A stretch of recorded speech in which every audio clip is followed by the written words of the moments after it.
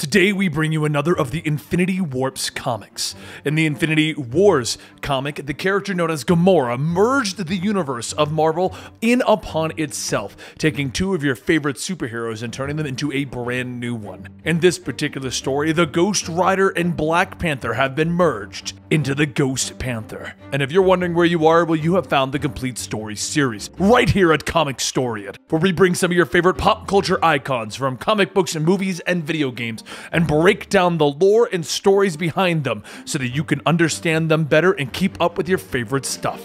Now, let's begin Ghost Panther.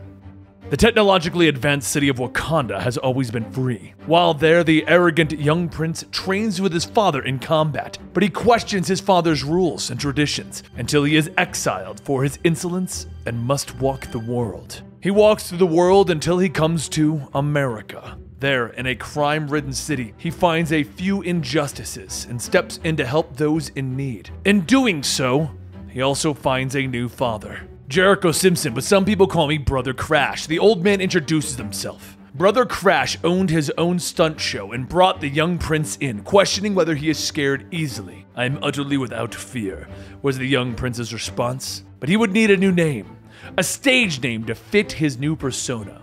5 years later, T'Challa walks out amongst the thousands of screaming fans with the announcer calling his name to all of those who came to see him.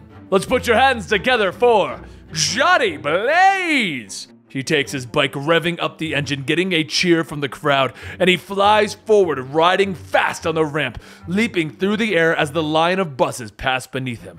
Suddenly, his world flashes dark as he sees his father standing before him, softly calling his name. The bike tumbles beneath him as the crowd gasps when he falls. He's standing in the back now, still clad in his biker's garb. "Do not be afraid, son of Wakanda," the voice calls from the darkness. He turns and a woman stands before him in a traditional dress, her panther's skull ablaze, lighting the darkness around them with a torturous flame. "I am the forsaken half-sister of your sacred bast, the hunter of souls, the panther queen of vengeance, Zarathos," the demon explains to him. "What do you want of me, dread lady?" T'Challa questions, and Zarathos wants only to repay a debt. Jericho Simpson has evoked a favor to save his own life. "Your broken body is healed, your drifting soul returned to your body," she tells him. Yet she pauses, turning back to him. She smells a hunter's soul in him. She can return his life out of obligation, but she can also grant him power. Power greater than any Black Panther.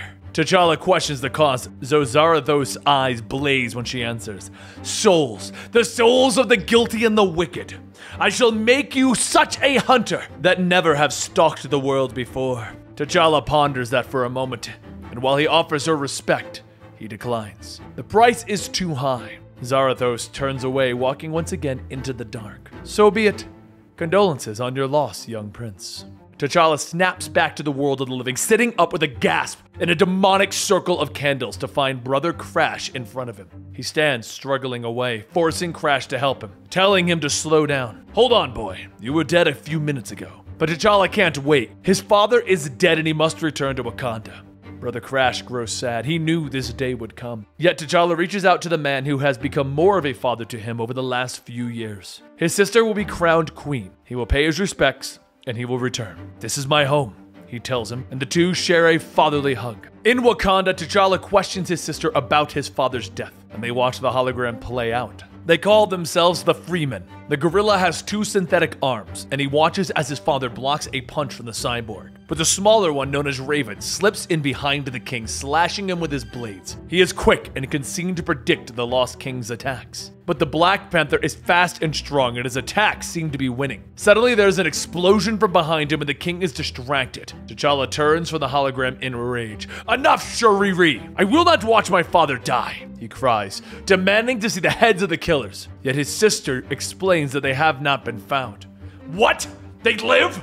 How? You're the Black Panther now. How have you not brought them in?" But Shuri explains that she is not the Black Panther. There is no heart-shaped herb. The deep gardens were destroyed in the attack. "What is it you think they blew up?" she explains, motioning once again to the hologram. T'Challa is stunned. Without the herb, there can be no Black Panther, no king of Wakanda. His sister explains that the government is in chaos.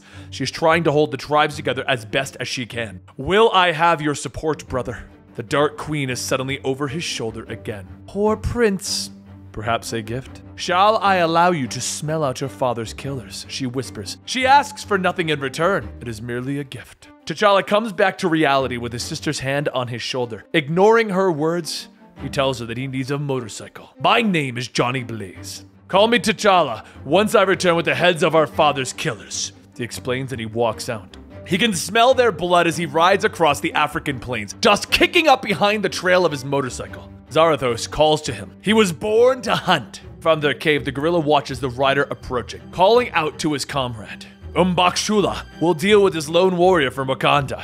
T'Challa dismounts, pulling free his traditional energy spear, and he finds the gorilla standing before him, his size blocking the sun. He dodges the fist as it impacts the ground. This is the great killer of the arena, Bane of the Masters, Slayer of the Martians. Umbakshula the White. The gorilla attacks again, dodging T'Challa's energy blast quickly. Blows raining down from above, destroying the boulders around them. Umbakshula has killed 12 Martians since he was 8, he explains, gripping T'Challa's spear, attempting to rip it from his grasp. The prince presses the button on the hilt, jumping away, and the explosion tosses him further. He turns back, seeing the gorilla standing before him. You are going to have to do better than that. He struggles, but the hand grasps T'Challa by the neck, lifting him into the air. Zarathos, your offer! The prince gasps. He can hear her words whispering in his head, and he agrees. And that is when his head is suddenly ablaze. The panther's skull staring at Umbakshula as he drops him in surprise. I smell your guilt, prey! The ghost panther snarls, reaching for the man, pulling him close. The hunt is over.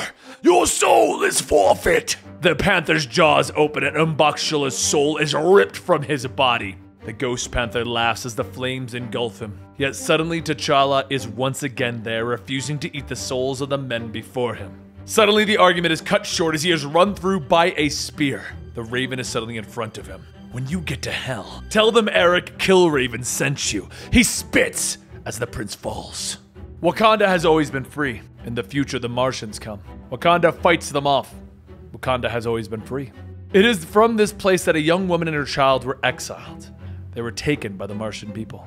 The young mother would tell her son stories about Wakanda and the Black Panther. To kindle his heart the flames of liberty, the young Eric was taken by the Martians and placed in the arena. Through the training, through the experiments, through the fighting, the killing, through these things, something else burned in the heart of Eric Killraven. Hatred for Wakanda. Through the Martian experiments, Eric was given extrasensory powers, and eventually, he discovered the time diamonds. T'Challa turns away from the demon Zarathos.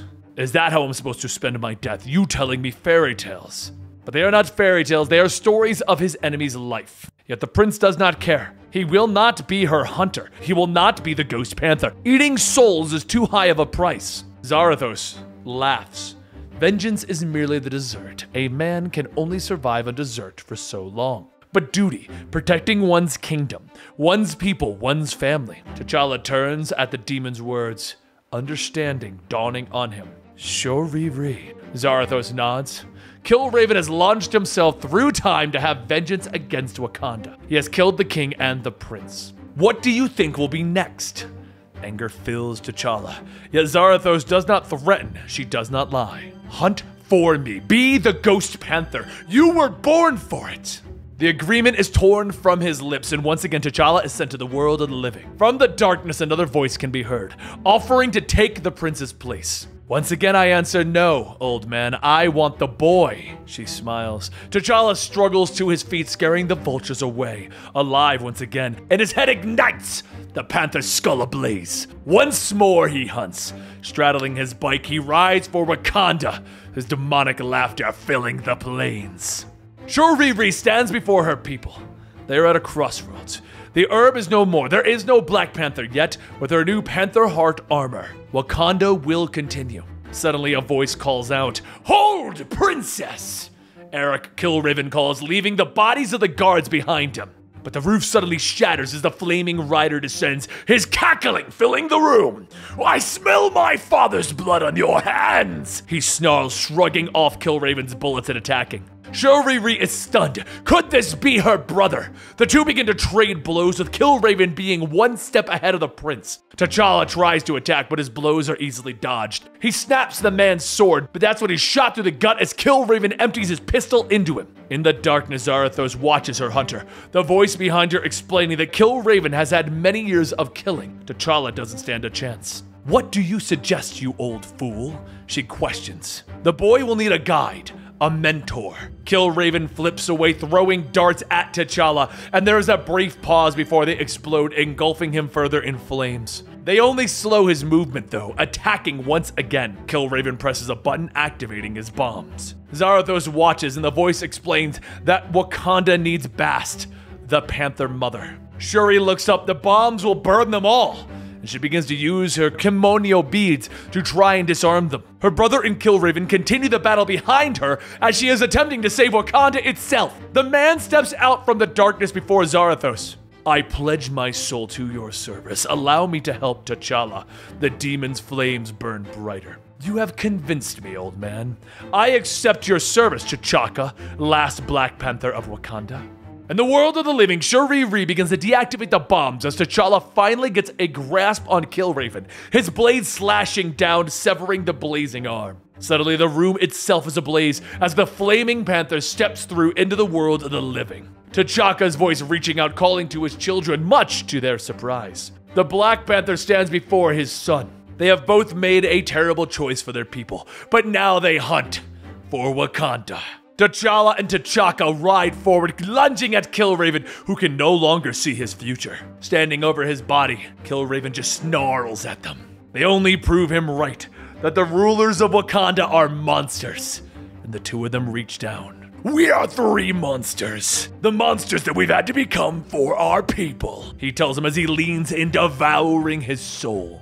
So from this day forward, the kingdom of Wakanda is ruled by the damned King T'Challa, the Ghost Panther, attended by his father, the Revenant T'Chaka, and the brilliant Shuri, the Panther Heart. These three would ensure that there will always be a place known as Wakanda, which will always be free. And that is the story of Ghost Panther, an Infinity Warp's universe. Now, as I said at the beginning, this is not in continuity. This is a separate universe from Marvel 616. In this universe, the character of Black Panther and the character of Johnny Blaze have been merged to create the Ghost Panther, and they've merged every element of their lives to create this universe. It's one of my favorite ones. I know I said we weren't going to cover this one, but that's because I picked the three of my favorites, because I honestly didn't think you guys wanted all of these. But here you go. Ghost Panther. Don't forget to subscribe to Comicstorian so that you can get more complete stories or just explanations behind your favorite video games, comic books, and movies. And you can also find me on Twitter at Comicstorian. I hope to see you there. Remember back when I had t-shirts? Yeah, we stopped making those, and then we signed up for designbyhumans.com/eligiblemonster. And we brought all our t-shirts there, and they're now all in one easy-to-find location where you can go pick them up. We have everything from our Comicstorian brand to the Comicstorian metal shirt to a Crackacoon shirt to Eligible Monsters logo shirt to the Tales of Earth mascot of Cthulhu to the Tales of Earth just regular t-shirt to the I Love the Illuminati shirt to the We Must Save Space Mom Warframe shirt, and our Final Fantasy shirt that I have not seen at this moment, so I can't tell you what's on it. Either way, all of these shirts are located on our entire company's merch store, and if you do want to pick up some merch, please go check them out.